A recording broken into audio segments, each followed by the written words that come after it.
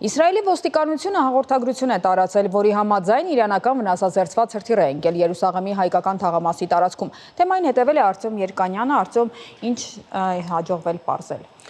Իսրայելի ոստիկանությունը պաշտոնական պրես-ռելիզ է տարածել այդ մասին, բացի այդ համացանցում տարածվում է մի տեսանյութ, որում ոստիկանության Երուսաղեմի քաղաքային դեպորտամենտի ներկայացուցիչ գնդապետ Տվիր Թամիմը պատմում է այն մասին, որ մի հրթիռ ընկել է հուդայական թաղամասում, մեկը քրիստոնեական թաղամասում եւ երրորդը հայկական թաղամասում։ Բացի այդ, Երուսաղեմի իսրայելական լրատվամիջոցները տեղեկություն են տարածում այն մասին, որ հայկական թաղամասում ընկած հրթիռը հայտնաբերել են ավտոկայանատեղիում, որը գտնվում է պատրիարքությունից ոչ հեռու։ Այսինքն, ինչպես հասկանում եմ, խոսքը Կովերի պարտեզ կոչվող կալվածքի տարածքի մասին է։ Տարածվում է նաև համացանցում եւ իսրայելական լրատվամիջոցներում լուսանկար, որում իբրև թե պատկերված է այն հրթիռի բեկորը, որը հայտնաբերել են Կովերի պարտեզ կալվածքի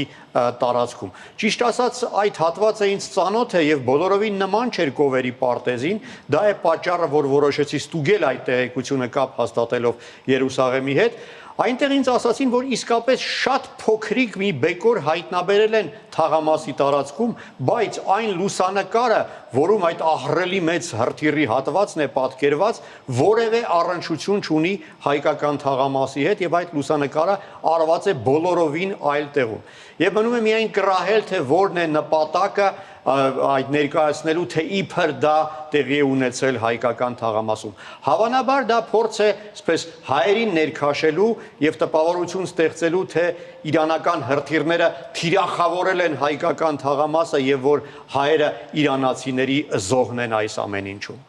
Արտյոմ, ինչ է փոխվել այս պատերազմի հետևանքով Երուսաղեմում ապրող հայերի կյանքում։ Համայնքը ձգտում է շարունակել իր բնականon կյանքը, պատրիարքությունը եւս, թեև իհարկե այս իրավիճակը չի կարող չմտահոգել, մասնավորապես այն, որ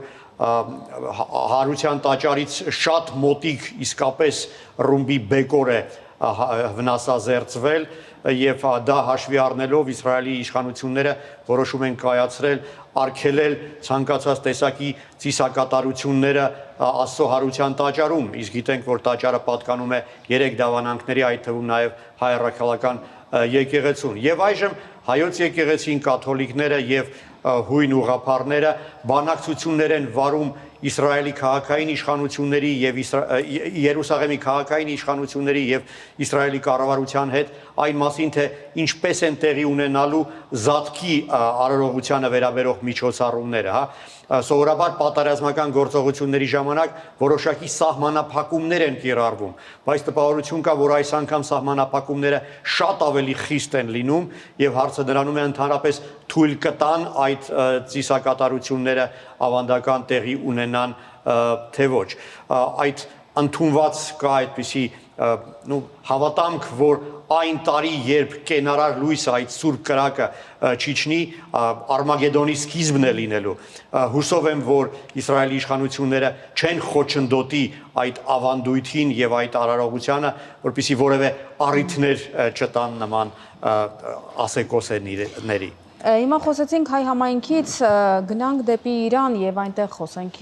իրանահայերի մասին, ինչ կա նրանց կյանքում։ Դե գիտենք, որ վերջին լուրջ խնդիրը մարտի 11-ին էր, երբ հրթիռակոծվել էր հայաշատ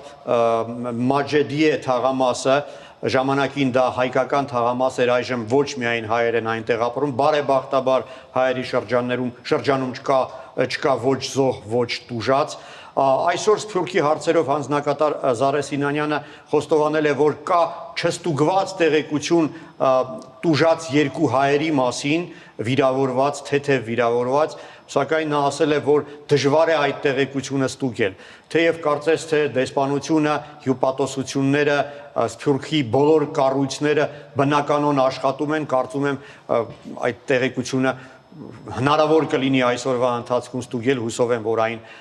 չի հաստատվի։ Որևէ այսպես լուրջ հոսք իրանահայերի դեպի Հայաստան չի արձանագրվում, կարծես թե փորձում են համայնքում պահպանել կարգ ու կանոնը, այսպես խուճապ չկա։ Նշեմ, որ ադրբեջանական համայնքում կան զոհեր, ինչպես հասկանում եմ, բազմաթիվ, քանի որ հարվածներ կան նաև ադրբեջանաբնակ շրջաններում եւ նաև Իսրայելում 2 ադրբեջանի քաղաքացի է զոհվել հրթիռակոծության հետևանքով։ Շնորհակալություն, Արտем։